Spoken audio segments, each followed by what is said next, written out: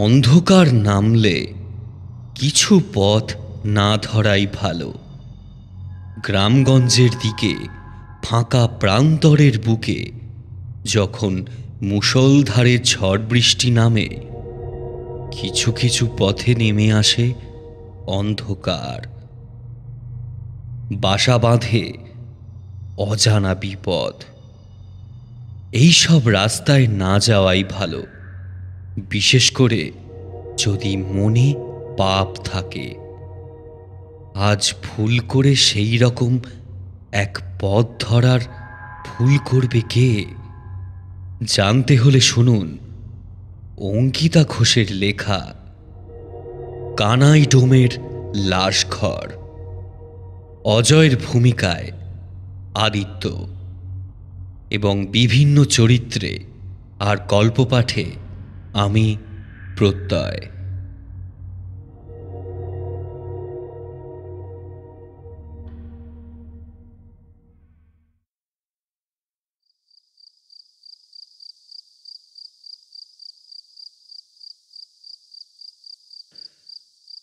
গোটা দিন এক নাগারে হেঁটে চলেছে অজয় সমাদ্দার। মাঝপথে গরুর গাড়ির চাকা পাঁকে না ঢুকে গেলে এতক্ষণে সে বাড়ির কাছাকাছি চলে যেত। এই রাস্তায় ও আগে কোনোদিন আসেনি। গাড়োয়ান বলেছিল এই পথে এলে নাকি তাড়াতাড়ি তার গ্রামে পৌঁছানো যাবে, কিন্তু এই জায়গায় আসা মাত্রই বিপদ। গাড়োয়ান অনেকক্ষণ ধরে চেষ্টা করার পরও যখন পাঁক থেকে চাকা উদ্ধার করতে পারল না, তখন কাচুমাচু মুখ করে অজয়কে বলল, বাবু, এই গাড়ি আর চলবে না। চলবে না মানে? সর্বনাশ করেছে। আশেপাশে তো কোনো গাড়িও দেখতে পাচ্ছি না এখন। এই পথ দিয়ে সোজা হাঁটলে সামনে একটা সরাইখানা পাবেন, সেখানে জনা কয়েক ভ্যানওয়ালা নিজের ভ্যান নিয়ে বসে থাকে। কথা বাড়িয়ে আর লাভ নেই। অজয়ের গন্তব্য এখনো অনেকটা দূরে। সেই কোন সকালে সে বেরিয়েছে। গাড়োয়ানের বলা মতোই কিছুটা পথ হেঁটে সে পৌঁছল একটা সরাইখানায়, কিন্তু বিধিবাম পথে কোনো ভ্যানওয়ালাকে দেখা গেল না। সরাইখানার মালিক বলল, খবরে বলেছে আজ ঝড় বৃষ্টির সম্ভাবনা আছে, তাই হয়তো কেউ এদিকে আসেনি।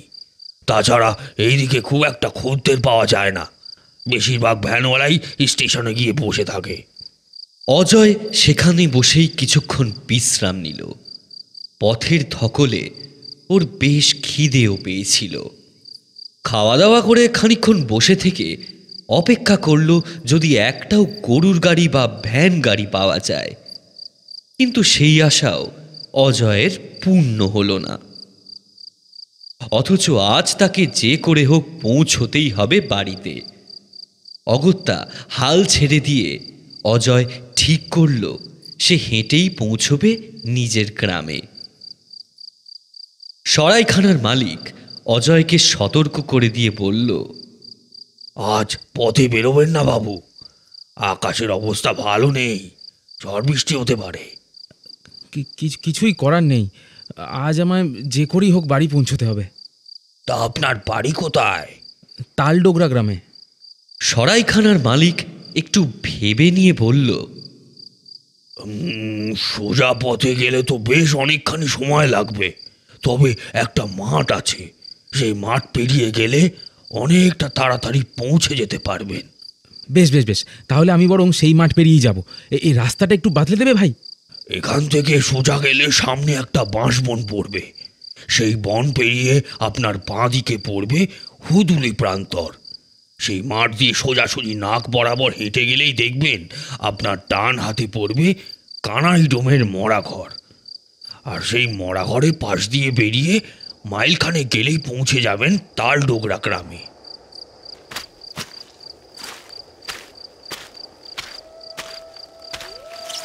অজয় ধন্যবাদ জানিয়ে বেরিয়ে পড়ল। ততক্ষণে টিপ টিপ করে বৃষ্টি পড়ার সঙ্গেই মৃদুমন্দ ঠান্ডা হাওয়া বয়ে যাচ্ছিল। বেশ শীত করছিল অজয়ের। হাঁটতে হাঁটতে বাঁশবনের থমথমে পরিবেশে পা রাখা মাত্রই ওর গায়ে কাঁটা দিয়ে উঠল। কোনো কারণ ছাড়াই গলা শুকিয়ে এলো। অনেক সময় আমাদের ইন্দ্রিয় আমাদের আসন্ন বিপদের কথা আগে থাকতেই আমাদের জানান দিতে চায়, কিন্তু আমাদের অক্ষম মন অনেক সময় সেই ইঙ্গিত বুঝতে পারে না। বাঁশবনের পথ পেরিয়ে অজয় যখন হুদুলির প্রান্তরে এসে পৌঁছল, তখনই শুরু হলো ঝমঝমিয়ে বৃষ্টি।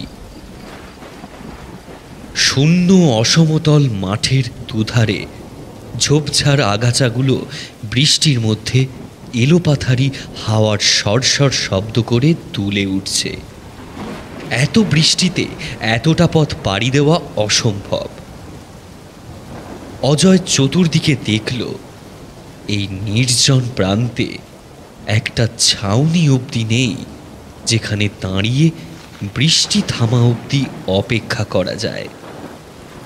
অগত্যা অজয় হেঁটেই চলল। মাঠ পার করতে করতেই বৃষ্টির বেগ আরও বাড়ল। না, আর হাঁটা সম্ভব না। হঠাৎ কিছুটা দূরে একটা জায়গায় টিমটিম করে জ্বলতে থাকা একটা আলোর রেখা দেখা গেল। অজয়ের মনে সামান্য আশার সঞ্চার হলো, সেখানে যদি কিছুক্ষণের জন্য আশ্রয় পাওয়া যায়। সেই আলোক বিন্দুকে অবলম্বন করে অজয় হাঁটা লাগালো। আলোটা আসছে একটা একতলা পাকা ঘরের খোলা জানালা থেকে। অজয় সেই দিকেই এগিয়ে গেল। বৃষ্টির দাপট ক্রমেই বাড়ছে। অজয় ঘরটার সামনে গিয়ে বন্ধ দরজায় করাঘাত করল। কেউ আছেন? হ্যাঁ, কেউ আছেন? দরজাটা খুলুন একটু। আমি খুব বিপদে পড়েছি। খুটখুট শব্দ করে সামান্য দরজাটা সাথে সাথেই খুলে গেল। ভিতর থেকে এক জোড়া চোখ উঁকি মেরে দেখল অজয়কে, কিন্তু দরজা খোলার সঙ্গে সঙ্গেই একটা মরা পচা বিভৎস বোটকা গন্ধ অজয়ের নাকে যেন সজোরে পদাঘাত করল। এরকম পোটকা গন্ধে অন্নপ্রাশনের ভাতও পেট পাকিয়ে মুখে চলে আসে। কি চাই? ঘরের ভিতর থেকে একজন বৃদ্ধ ভাঙা গলায় প্রশ্ন করল। অজয় কিছুটা ধাতস্থ হয়ে নাক চেপে ধরে উত্তর দিল। বলছি, কিছুক্ষণের জন্য একটু আশ্রয় পাওয়া যাবে? এত বৃষ্টিতে আর হাঁটা যাচ্ছে না। আপনি কি মরা মানুষ নাকি জ্যান্ত? প্রশ্নটা শুনে অজয় চমকে উঠল। এ আবার কেমন কথা? তবুও ক্ষীণ স্বরে সে বলল, হ্যাঁ, আগে জ্যান্ত মানুষ। কানাই ডোমের কাছে জ্যান্ত মানুষের জন্য কোনো জায়গা নেই। এখানে আমি আর আমার মরারা থাকি। তৎক্ষণাৎ অজয়ের মনে পড়ল সরাইখানার মালিক বলেছিল এই পথে কানাইডোমের মরা ঘর পড়বে।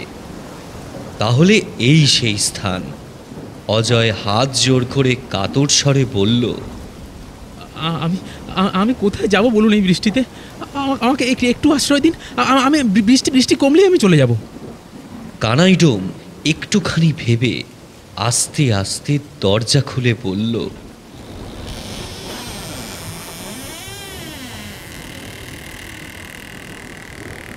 ঠিক আছে, ভিতরে আসুন। ডোম যেন কিছুটা বাধ্য হয়ে দরজা খুলে এক পাশে সরে দাঁড়ালো। মরা পচা দুর্গন্ধের ধাক্কায় অজয় যেন কিছুতেই ঘরে প্রবেশ করতে পারছিল না। কানাইডোম বিরক্ত হয়ে বলল, ঢুকতে হলে তাড়াতাড়ি ঢুকুন। এই বৃষ্টির মধ্যে এতক্ষণ দরজা খুলে রাখা যাবে না।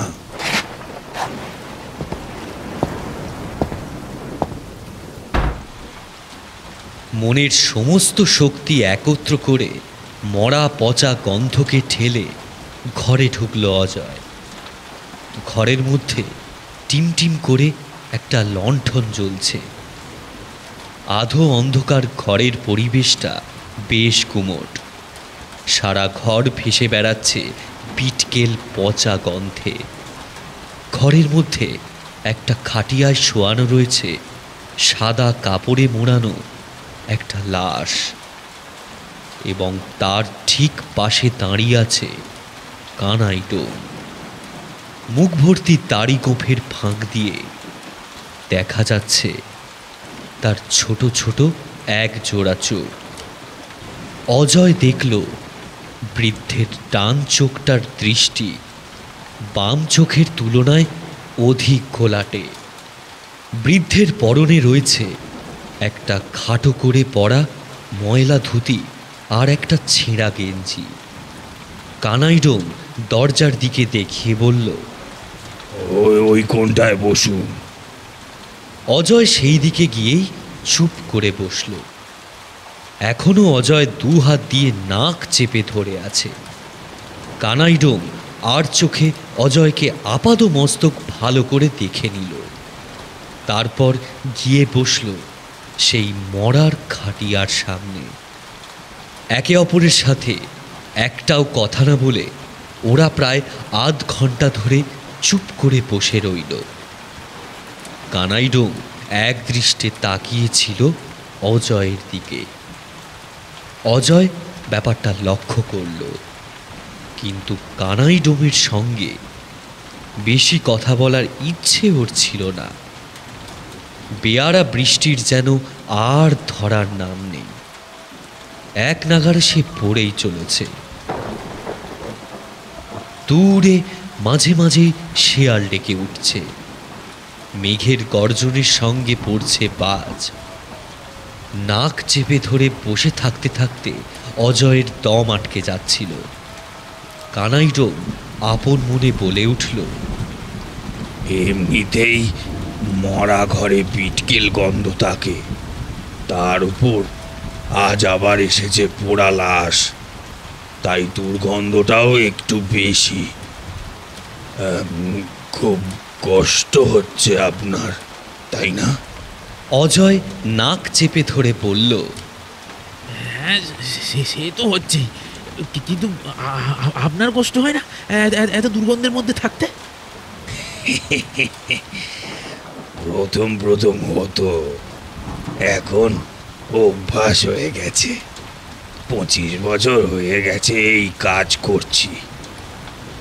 রোজই কত মরা আসে, আমায় থাকতে হয় তাদের সঙ্গে। বেশ কেটে যায় এই সময়। এখন তো এই গন্ধ এমনই গায়ে চেপে বসেছে যে টানা 1 মাস আমার গাঙের জলে চুবিয়ে রাখলেও আমার শরীর থেকে এই গন্ধ কোথাও যাবে না। এবারে কানাইডোম অজয়ের দিকে তাকিয়ে জিজ্ঞাসা করল, তা আপনি কোথায় যাচ্ছিলেন বাবু? আমি তো ফিরছিলাম আমার গাঁয়ে। আমার দিদি মারা গেছে আসলে, তাই মা আজ আমায় ডেকে পাঠিয়েছিলেন। কিন্তু পথে এত বিপদ আসবে আমি বুঝতে পারিনি। কে জানে দিদিকে শেষ দেখাটা দেখতে পাবো কিনা। দুঃখ করবেন না বাবু, মানুষের জীবনে কখন কি হবে সে কি আর বোঝা যায়? সেই তো, আজ থেকে মাসখানেক আগে আমি দিদিকে দেখে এসেছি। তখন কি আর ভেবেছিলাম যে মাসখানেক পর যখন ফিরবো তখন আর দিদিকে দেখতে পাবো না? যদি কিছু মনে না করেন, একটা কথা জিজ্ঞাসা করতে পারি? হ্যাঁ, বলো না, ক্ষতি আর কি?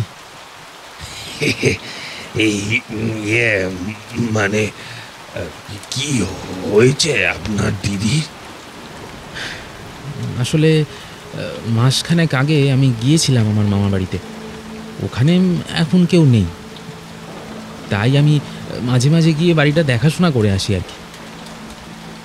হঠাৎ আজ সকালবেলা আমার চাকর গোবিন্দ এসে আমায় খবর দিল যে আমার গ্রাম থেকে নাকি খবর এসেছে যে আমার দিদি পুড়ে পুড়ে মারা গেছে।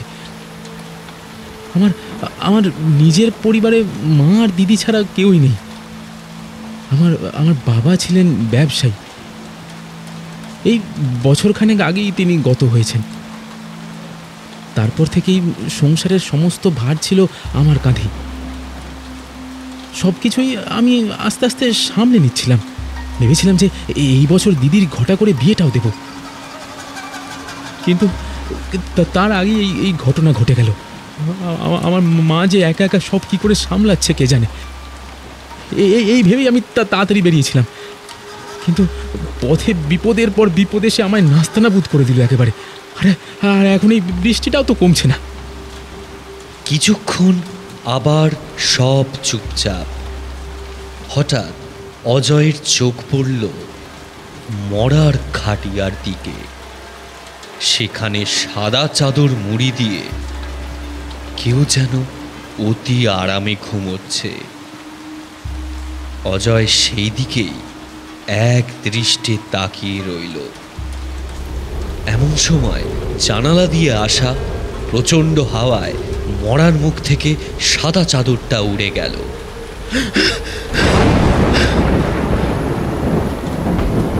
চমকে উঠল অজয়।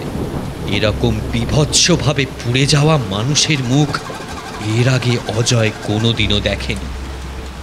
মুখটা থেকে চোখ নাক সবই যেন গলে গিয়ে ঝুলে পড়েছে। কয়েক বছর আগে কালী পুজোতে বাজি পোড়াতে গিয়ে অসাবধানতা বশত অজয়ের হাতে কালী পটকা ফেটে যায়। সঙ্গে সঙ্গে অজয়ের হাতের চামড়া ঝলসে গিয়েছিল। আস্তে আস্তে সেই চামড়া কুঁচকে কালো হয়ে একেবারে ইনফেকশন হয়ে যাবার জোগাড় হয়েছিল। এখনো ওর হাতে সেই দাগ রয়ে গেছে। ওর তো শুধু হাত পুড়েছিল, এই মেয়েটির তো সারা শরীর পুড়েছে। কতই না কষ্ট পেয়েছে মেয়েটা। অজয়কে ভয় পেতে দেখে কানাইডোম বলল, পোড়া লাশ দেখে এত ভয় করছে আপনার? এই তো দিদিকে শেষ দেখাটা দেখতে পারবেন না বলে কত আক্ষেপ করছিলেন। দিদির পুড়ে যাওয়া মৃতদেহ দেখলেও তো তাহলে এইভাবেই আঁতকে উঠছে। মরার মুখে আবার চাদর টেনে দিয়ে কানাইডোম হঠাৎ বলে উঠল, এই নিয়ে প্রায় 126টা হলো। মানে এই নিয়ে 126টা পুড়ে যাওয়া মরা দেখেছি। আমার এসব কাশ হয়ে গেছে। এইরকম নিরিবিলি নির্জন স্থানে আপনার একা একা মরার সঙ্গে থাকতে ভয় করে না? কিসের ভয়? ভূতের? অজয় নিঃশব্দে তাকিয়ে রইল টোমের দিকে।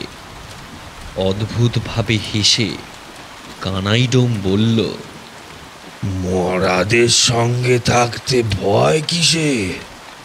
তারা তো আর যেচে পড়ে কারোর ক্ষতি করে না। ভয় তো লাগে জ্যান্ত মানুষদের সঙ্গে। এই এই দেখুন না, এই যে মরাটা ওখানে শুয়ে আছে, ও কি দোষ করেছিল বলুন তো? বেচারিকে পুড়িয়ে মেরেছে মানুষরূপী শয়তান।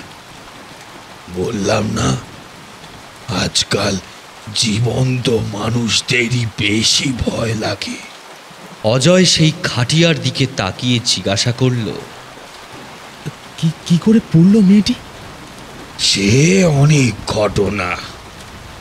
মরার আগে অবধি মেয়েটা বুঝতেই পারেনি যে ওর আপন মানুষেরাই ওকে মেরে দেওয়ার পরিকল্পনা করছে। কোন গ্রামে থাকতো? তালডোগরা। নাম কি ওর? লক্ষ্মী। গ্রামের নামের সঙ্গে মেয়েটির নামটা শুনেই পিঠের শিরদাঁড়া বয়ে ঠান্ডা জলস্রোত নেমে গেল।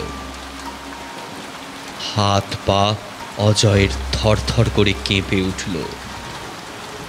গম্ভীর স্বরে আস্তে আস্তে কানাইডোমকে জিজ্ঞাসা করল, বলছি, এই মেয়েটার মরার বিষয়ে তুমি কি জানো কানাই?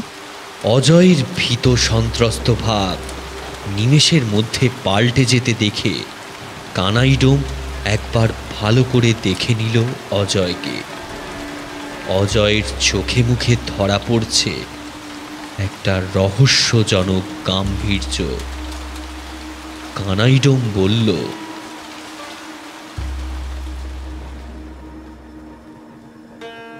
লক্ষ্মীর সংসারে মা, বাবা আর ভাই ছাড়া আর কেউ ছিল না।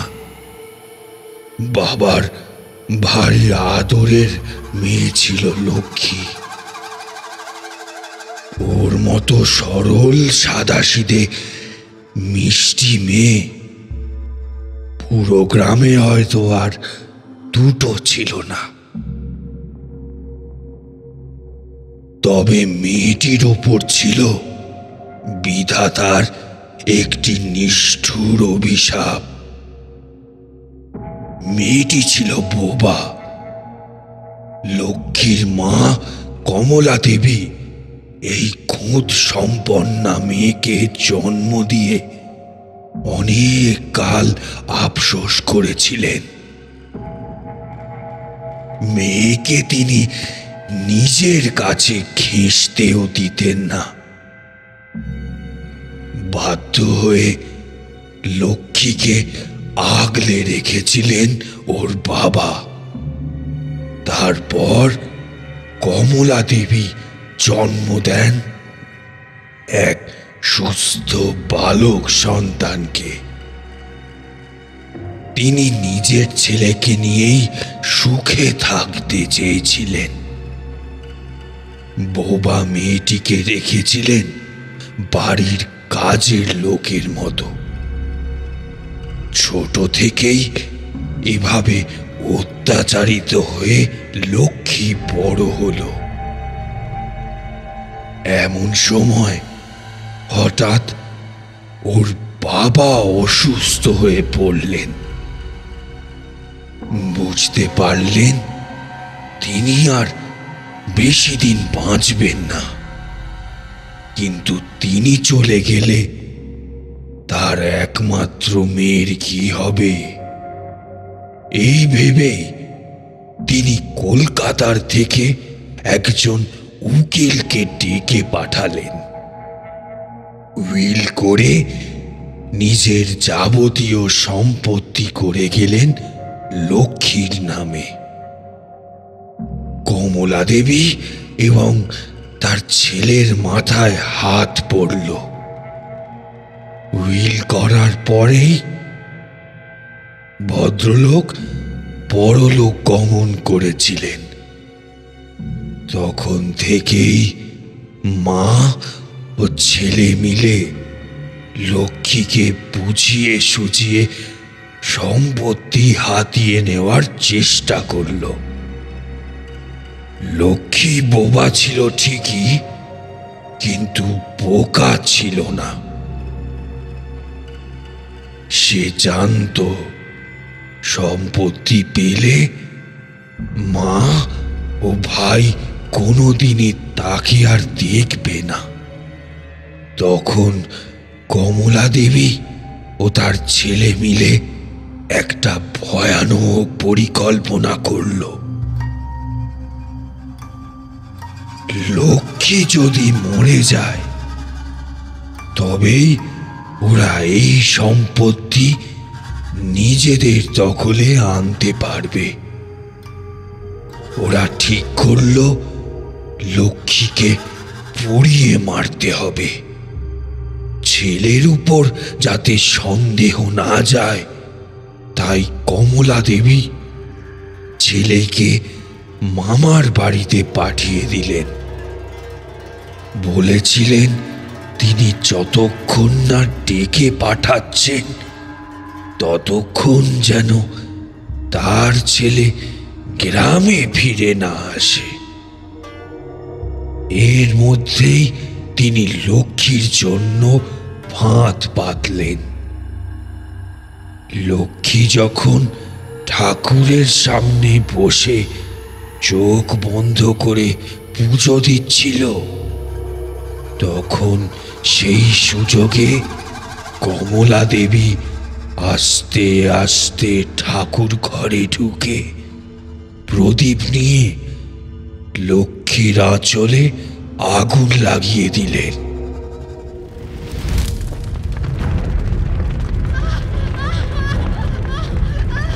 তারপর তাড়াতাড়ি বাইরে এসে দরজাটা বন্ধ করে দিলেন।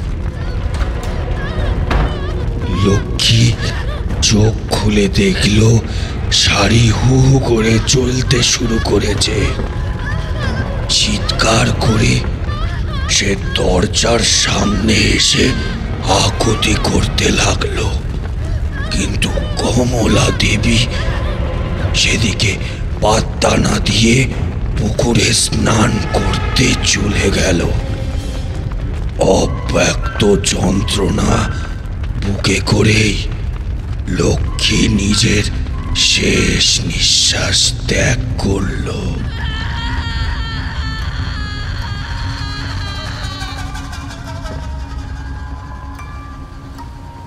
পুলিশ এলো। সবাই জানল কমলা দেবী যখন পুকুরে গেছিলেন তখনই তার একমাত্র মেয়ে অসাবধানতা বশত আগুনে পুড়ে মারা যায়। তারপর কমলা দেবী ছেলের কাছে খবর পাঠালেন। খবর পেয়ে ছেলে তো বেজায় আশ্বস্ত হলো। মনের আনন্দে সে এগিয়ে চলল নিজের গ্রামের পথে। কিন্তু পথে বারে বারে সে বিপদে পড়ল এবং শেষ অবধি সে পৌঁছল কানাই ডোমের মরার ঘরে।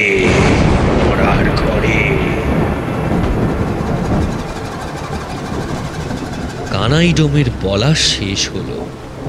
সে তীক্ষ্ণ দৃষ্টিতে তাকিয়েছিল অজয়ের দিকে। অজয় চিৎকার করে বলে উঠল, ইয়ার কি হচ্ছে? হ্যাঁ হ্যাঁ, যা মুখে আসছে তাই বলছো? এসব কে বলেছে তোমাকে? পুলিশে নাকি আমার মা? আপনি আপনার দিদিকে শেষ দেখা দেখতে চেয়েছিলেন না? দেখুন ওইদিকে, আপনার দিদি আপনার জন্যই অপেক্ষা করে রয়েছে।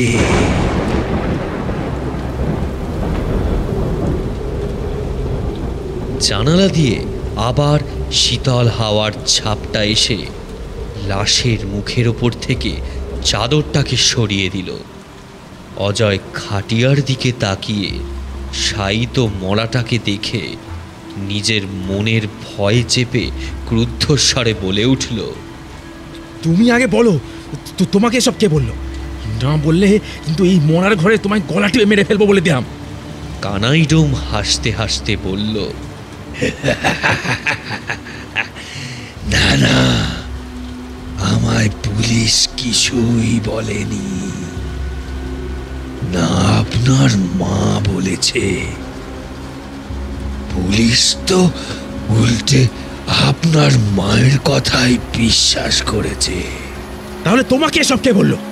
কানাই ডোম অজয়ের দিকে মুখটা সামান্য এগিয়ে নিয়ে গিয়ে বলল, আমায় তো লক্ষ্মী নিজেই সব বলেছে।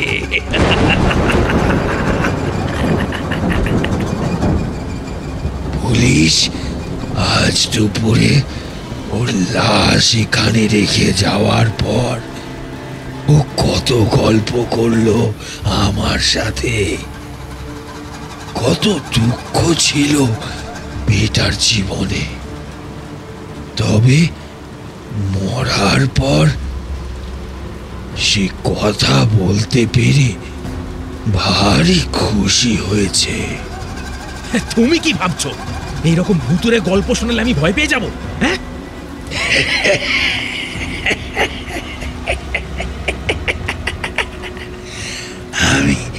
আমি সত্যি বলছি বাবু, আমার সঙ্গে মরারা কথা বলে।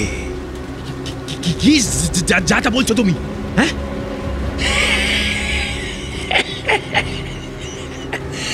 আমি আমি আমি আজে বাজে কথা বলছি না বাবু।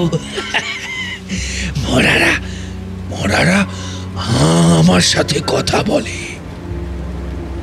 আজ 25 বছর ধরে প্রায় প্রত্যেকটা মরাই আমার সঙ্গে কথা বলেছে, আমার সঙ্গে গল্প করেছে, কিন্তু কোনোদিন আমার ক্ষতি করেনি। বললাম না, মরা মানুষরা যে কারুর ক্ষতি করে না। এখনো কি তোর মোড়া তোর সঙ্গে কথা বলছে? হ্যাঁ, বলছে তো বাবু। কি বলছো? হ্যাঁ, কি বলছে?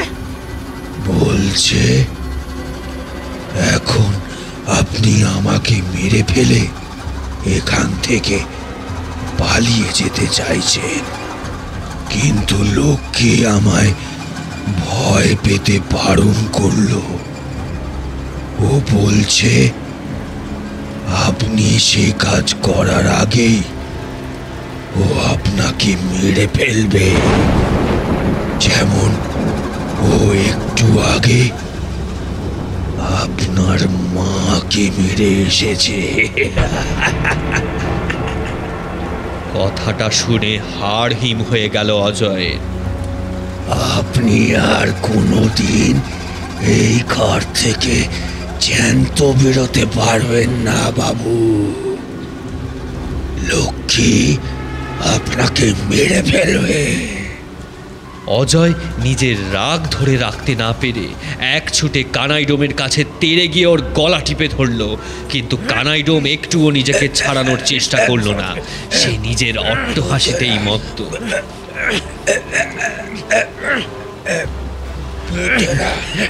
হাসবি? হ্যাঁ, হাসবি তুই? আরো হাস, শালা কানাডোম, শেষ করে দেবো তোকে আজকে আমি। কানাইডোমকে হাসতে দেখে অজয় নিজের আঙুলগুলো কানাইডোমের গলায় আরো শক্ত করে চেপে ধরল। কানাইডোম হাসতে হাসতে কোনো রকমে বলল, ভূতেরা বেইমানি করে না বাবু। ও যখন বলেছে আমার আমার কিচ্ছু হবে না, তখন তখন তখন আপনি আমার কিচ্ছু করতে পারবেন না। নিজের পিছনে একবার তাকিয়ে দেখুন, লোককে আপনার জন্য অপেক্ষা করছে। অজয়ের হাতের বন্ধন আলগা হলো। কানাইডোম গলা ধরে কাশতে শুরু করলো। অজয় আস্তে আস্তে পিছনে ফিরে দেখল ওর সামনে দাঁড়িয়ে আছে ওর দিদির পচা গলা পোড়া মৃতদেহ। বিস্ফারিত দৃষ্টিতে সেই দৃশ্য দেখে অজয় দৌড়ে গিয়ে দরজা খোলার চেষ্টা করল, কিন্তু কিছুতেই সেই দরজা খোলা গেল না। লক্ষ্মী ও মন্থর গতিতে এগিয়ে যাচ্ছে অজয়ের দিকে। অজয় চিৎকার করে উঠল, না দিদি, আমি কিছু করিনি। সব মায়ের দোষ, মায়ের দোষ সব। সত্যি বলি, আমি সত্যি বলছি, আমি কিছু জানি না আমি কিছু। লক্ষ্মীকে কাছে আসতে দেখে অজয় দেওয়ালে টিকটিকির মতো সেঁটে দাঁড়িয়ে রইল। লক্ষ্মীর চলন্ত পোড়া দুটো হাত উঠে এলো অজয়ের গলায়। অজয়ের সেই দুই হাত আস্তে আস্তে ওপরে তুলে ধরল। লক্ষ্মীর চলন্ত হাতের তীব্র বন্ধনের জেরে যন্ত্রণায় ছটফট করে উঠল অজয়। থরথর করে কেঁপে উঠল ওর দুটো পা। চোখ দুটো ঠিকরে বাইরে বেরিয়ে এলো। নাক দিয়ে রক্ত বেরিয়ে এলো গলগল করে। জিভটা আস্তে আস্তে মুখের বাইরে থুতনি পর্যন্ত ঝুলে পড়ল। মৃত দিদির হাতের মারণ বন্ধন থেকে ছাড়া পেল না অজয়। আস্তে আস্তে তার ছটফটানি কমে এলো। চোখের পাতা এক জায়গায় স্থির হয়ে গেল। দুটো হাত শরীরের দুপাশে ঝুলে পড়ল। বোঝা গেল অজয়ের শরীরে প্রাণীর আর চিহ্ন মাত্র নেই। লক্ষ্মী অজয়ের নিথর দেহকে এক ঝটকায় মাটিতে ফেলে দিল। লক্ষ্মীর পিছনে বসে কানাই ক্রমাগত হেসে চলল। নিজের চোখের সামনে যেন খুব কৌতুক ভরা কোনো দৃশ্য দেখল সে। সেই দৃশ্যের হাস্যরসের ঠেলায় হাসতে হাসতে কানাই ডোম মাটিতে গড়িয়ে পড়ল। সে বলল, বলেছিলাম না মরারা আমার সঙ্গে কথা কয়। বিশ্বাস হলো এবার অজয় বাবু?